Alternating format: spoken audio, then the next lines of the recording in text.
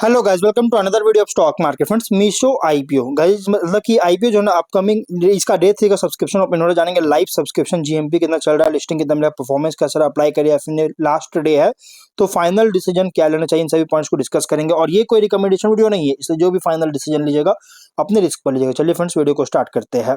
IPO 3 दिसंबर से 5 दिसंबर तक open रहेगा, मतलब आज के दिन क्लोजिंग डेट रखा गया है। 3 दिसंबर को ओपन हुआ था। ₹1 का फेस वैल्यू, 105 टू 111 रुपीज पर शेयर की प्राइस बैंड, और 135 शेयर्स के lot size, fresh capital, offer for sale का कॉम्बिनेशन है। 5421 करोड़ का इशू साइज, 48.83 करोड़ शेयर्स का इशू किया जा रहा है, जिसमें से फ्रेश इशू 4250 करोड़ का, ऑफर फॉर सेल 1171 करोड़ का। Book build IPO BSE NSE दोनों एक्सचेंज में लिस्टिंग होने जा रही है। अलॉटमेंट डेट 8 दिसंबर का, 9 दिसंबर रिफंड रिलीज किया जाएगा, शेयर्स डिमैट अकाउंट में क्रेडिट होगा। 10 दिसंबर का लिस्टिंग डेट रखा गया है। रिटेल, यहाँ पे retail on minimum 1 lot apply कर सकते हैं, 135 शेयर्स मिलेंगे, 14.9 थाउजेंड पे करना पड़ेगा। मैक्सिमम 13 लॉट अप्लाई कर सकते हैं, 1.9 लाख रुपीज पे करना पड़ेगा। Small HNI minimum 14 lot apply कर सकते हैं, 2.1 लाख रुपीज पे करना पड़ेगा। मैक्सिमम 66 लॉट अप्लाई कर सकते हैं, 9.9 लाख रुपीज पे करना पड़ेगा। Big HNI minimum 67 lot apply कर सकते हैं, 10 लाख रुपीज पे करना पड़ेगा। मैक्सिमम का कोई लिमिट नहीं है। रिटेल में अगर 5 टाइम सब्सक्राइब होता है तो आपको अलॉटमेंट ओनली 1 लॉट किया जाएगा। स्मॉल एचएनआई में अगर 15 टाइम सब्सक्राइब होता है तो आपको ओनली 14 लॉट अलॉट किया जाएगा। बिग एचएनआई में अगर 30 टाइम सब्सक्राइब होता है तो आपको ओनली 67 लॉट अलॉट किया जाएगा। इससे ज्यादा आपको अलॉटमेंट बिल्कुल नहीं होगा। Promoter holding pre issue 18.5%, post issue 14.6%। Offer जो दिया गया क्यूआईबी एंकर इंक्लूड नहीं करेंगे, ऑलरेडी एलोकेट हो चुका है। 30% का big HNI, 10%, small HNI 5%, retail में 10% ऑफर दिया गया है। एंकर से 2439.5 करोड़ का फंड रेज कर चुका है। अगर हम इसके सब्सक्रिप्शन की बात करेंगे तो क्यूआईबी सब्सक्राइब 7.1, देखिए सभी कैटेगरीज क्यूआईबी, एचएनआई, रिटेल सभी कैटेगरी बहुत ही स्ट्रॉन्ग सब्सक्राइब देखने को मिला है। क्यूआईबी से 7.15 टाइम का 14.65 करोड़ शेयर्स का ऑफर था, 104.7 करोड़ शेयर्स का बीट किया, 11,621 करोड़ का। बिग एचएनआई से 8.8 टाइम सब्सक्राइब है, 4.9 करोड़ शेयर्स का ऑफर था, 43 करोड़ शेयर्स का बीट किया, 4,779 करोड़ का। स्मॉल एचएनआई 11.25 टाइम सब्सक्राइब है, 2.44 करोड़ शेयर्स का ऑफर था, 27.5 करोड़ शेयर्स का बीट किया, 3,049 करोड़ का। रिटेल में 9.65 टाइम सब्सक्राइब है, 4.9 करोड़ शेयर्स का ऑफर था, 47.1 करोड़ शेयर्स का बीट किया, 5,231 करोड़ का। और टोटल हुआ 8.28 टाइम सब्सक्राइब, 222.3 करोड़ शेयर्स का बीट किया, 24,680 करोड़ का बीट हुआ है। गाइस, किसी भी कैटेगरी में आप क्यों ना देखें, सब में बहुत ही शानदार, बहुत ही स्ट्रॉन्ग सब्सक्राइब देखने को मिल रहा है। जीएमपी की बात करेंगे तो कंपनी का जीएमपी 48 रुपीज का ट्रेड कर रहा है, 43.2% के स्ट्रॉन्ग डेब्यू करने जा रहा है। बहुत स्ट्रॉन्ग लिस्टिंग मिलने के चांसेस है। 159 रुपीज का एस्टिमेटेड लिस्टिंग प्राइस, 6480 रुपीज का एस्टिमेटेड प्रॉफिट आपको सिंगल लॉट पर मिल सकता है।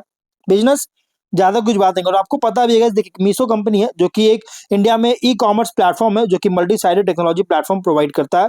और अगर हम बात करें तो ये एक तरह से कंपनी जो है ना, अगर देखिएगा तो 4 स्टेक होल्डर है कंपनी का इंडिया में, जो कि consumer, seller, logistic partner, content creator, जो कि e commerce market place operate करता है मीशो ब्रांड के अंडर, और कंज्यूमर को इनेबल करता है wide range of affordable products को एक्सेस करने के लिए, जिससे सेलर जो है लो कॉस्ट प्लेटफॉर्म का मतलब कि ऑफर कर रहा है सेलर को उनके बिजनेस ग्रो करने के लिए।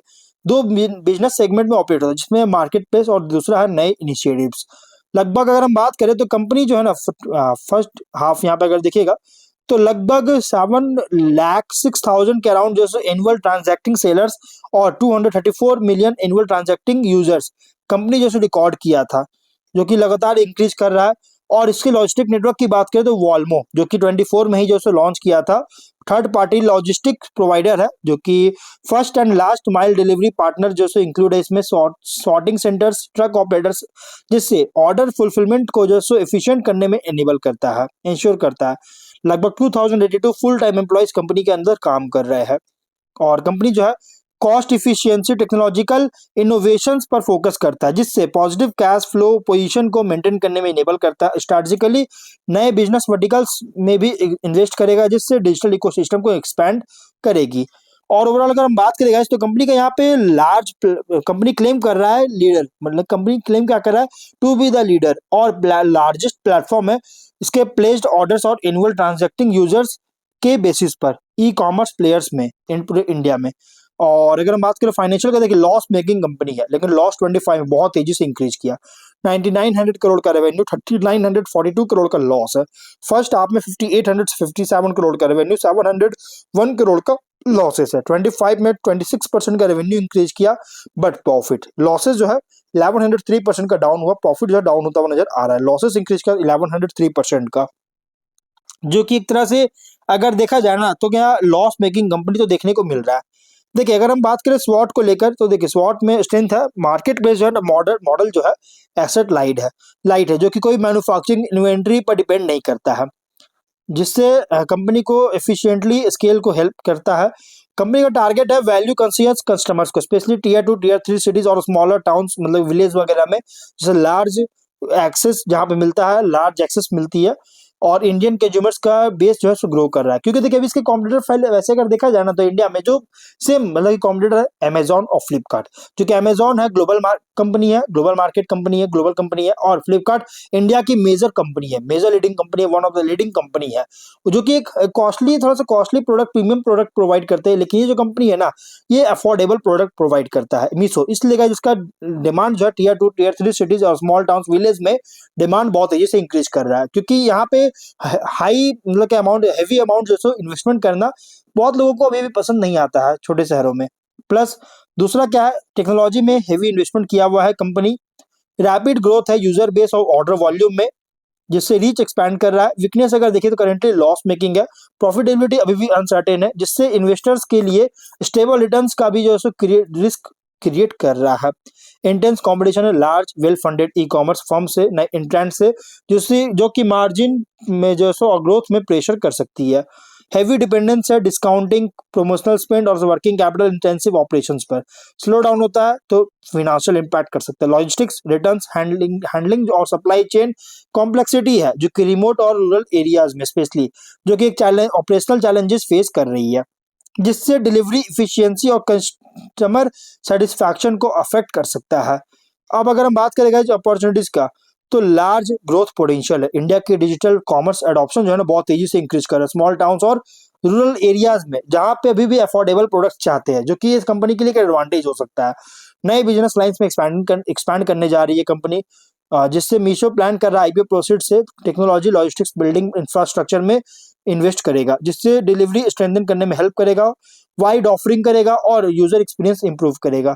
डाइवर्सिफिकेशन के लिए पोटेंशियल है, जिसमें कंपनी कोर मार्केट प्लेस के अलावे कंपनी फाइनेंशियल सर्विसेज, क्रेडिट और सेलर सपोर्ट सर्विसेज में भी टैप करेगा, जिससे अंडर सर्व्ड ज्योग्राफीज में जो कि एक डीप में जाएगा, जिससे मल्टीपल रेवेन्यू स्ट्रीम्स ओपन करेगी। थ्रेट में रेगुलेटरी मैक्रो इकोनॉमिक रिस्क है, प्लस हाई कंपटीशन है एस्टैब्लिश डोमेस्टिक और ग्लोबल प्लेयर से, जो मैंने आपको बताया फ्लिपकार्ट और अमेजॉन के मेजर कॉम्पिटिटर है। हाँ, स्टॉक मार्केट में बहुत सारे कंपनीज के कॉम्पिटिटर तो है।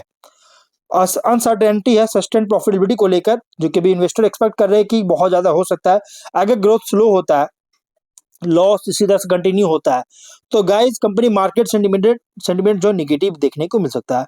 ऑपरेशनल रिस्क है supply chain, logistic and return management के ऊपर। लेकिन अगर हम बात की कॉम्पिटिटर, जो कि फ्लिपकार्ट, अमेजॉन, जो मैंने आपको बताया था, यहाँ पे देख सकते हैं, जो कि इसका सक्सेस जो है ना लार्जली डिपेंड करता है रैपिडली और कॉस्ट इफिशियंसी को मैनेज करना और यूजर ग्रोथ को सस्टेन करने के ऊपर जो है सो इसका लार्जली सक्सेस डिपेंड करता है। जबकि प्रॉफिटेबिलिटी प्रेशर और कंपटीशन बहुत ज्यादा मैनेज अभी कर तो रही है, लेकिन गाइस बहुत ज्यादा एक इम्पैक्ट कर रहा है। लिस्टेड में अगर हम बात करें तो इसके कॉम्पिटिटर है eternal, Swiggy, brain based solution, एफएसएन e commerce मतलब नाइका, विशाल मेगा मार्ट, ट्रेंड, ये avenue supermart, Aditya Birla fashion, ये सभी इसके कॉम्पिटिटर है गाइस, कंपनी के कॉम्पिटिटर है। जीएमपी कंपनी का अगर हम बात करें तो इसके जीएमपी जो ट्रेड कर रहा है लगभग 48 रुपीज का, 43% का लिस्टिंग एक्सपेक्ट कर सकते हैं। ऑब्जेक्टिव एमटीपी जो सब्सिडियरी है एमटीपीएल, इसमें क्लाउड इंफ्रास्ट्रक्चर में इन्वेस्टमेंट करेगा, प्लस एग्जिस्टिंग और रिप्लेसमेंट हायर्स के लिए सैलरीज का पेमेंट करेगा, ML, AI and technology teams के लिए। और कंपनी जो है इसके सब्सिडियरी में इन्वेस्टमेंट करके मार्केटिंग और ब्रांड इनिशिएटिव्स को एक्सपेंस करेगा, इनऑर्गेनिक ग्रोथ करेगा, जनरल कॉर्पोरेट पर्पस के लिए फंडिंग चार्जेस के लिए आईपीओ लेकर आए। तो ओवरऑल देखिए कंपनी जो है ना ओवरऑल स्ट्रॉन्ग फंडामेंटल तो है, बट ये लॉस मेकिंग होने के कारण एक लॉन्ग टर्म आईपीओ है, इसलिए अगर आप लॉन्ग टर्म कंसिडर करना चाहते हो तो आप इसमें अप्लाई कर सकते हैं, अदरवाइज आप इसको इग्नोर कर सकते हैं। फाइनल डिसीजन बाकी अपने रिस्क पर लीजिएगा, ये कोई रिकमेंडेशन वीडियो नहीं है। तो मिलते हैं नेक्स्ट वीडियो में, टिल देन बाय बाय।